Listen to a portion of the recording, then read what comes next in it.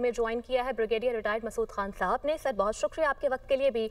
Sir क्या comment करना चाहेंगे? भारत मनफी प्रोपेगेंडे से बाज नहीं आ रहा और अब तो इंसानी हमदर्दी से भी आरी नजर आ रहे हैं। देखें, वो तो तकलीफ तो उनको होगी ना कि जब वो उनका सो कॉल जो नेट सिक्योरिटी प्रोवाइडर का जो एक कंसेप्ट था वो तो हमने मलिया मेड कर दिया और पाकिस्तान हैज रिप्लेस इंडिया और नेट सिक्योरिटी स्टेबलाइजर के तौर पे आया है, तो उससे एक तो वो तकलीफ हुई है। दूसरी बात यह है कि पाकिस्तान और श्रीलंका के बड़े हिस्टोरिक ताल्लुकात रहे शुरू से, और स्पेशली जब इवन जो तमिल टाइगर्स के अगेंस्ट जब ये जद्दोजहद कर रहे थे उस वक्त पाकिस्तान इनको सपोर्ट करते रहे।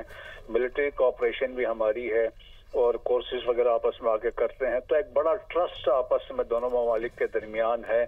और फिर आप भी देखें कि रिसेंटली आपने ये भी देखा होगा कि जब इन्होंने कोशिश की थी, जब ये क्रिकेट टीम के कुछ श्रीलंकन टीम ने वापस जाने की बात की, फील्ड मार्शल ने बात की थी डिफेंस मिनिस्टर श्रीलंका से, तो उनके इंस्ट्रक्शंस आई थी कि वो टीम को कोई मेंबर नहीं जाएगा। उन्होंने कहा एक आधा जाएगा, तो उन्होंने कहा फिर इंक्वायरी होगी। तो वो एक ट्रस्ट है बिटवीन द टू कंट्रीज जो आपको ऑनर करते हैं। सो जो ये अभी हम सपोर्ट करना चाह रहे थे तो इंडिया को तकलीफ हुई है, लेकिन पाकिस्तान का एक जहाज जो था ऑलरेडी वहां पे श्रीलंका में था, PNS सेफ, तो वो ऑलरेडी जो वो वहाँ पे एक एक्टिविटी में गया हुआ था, तो वो ऑलरेडी वहाँ पे उनको सपोर्ट कर रहे हैं। द ओनली थिंग ये होगा कि ये अभी जो कार्गो हमारे पास 100 टन के करीब कार्गो है, इसको बाई शिप भिजवाएंगे तो it will take some days, 8 दिन लगेंगे।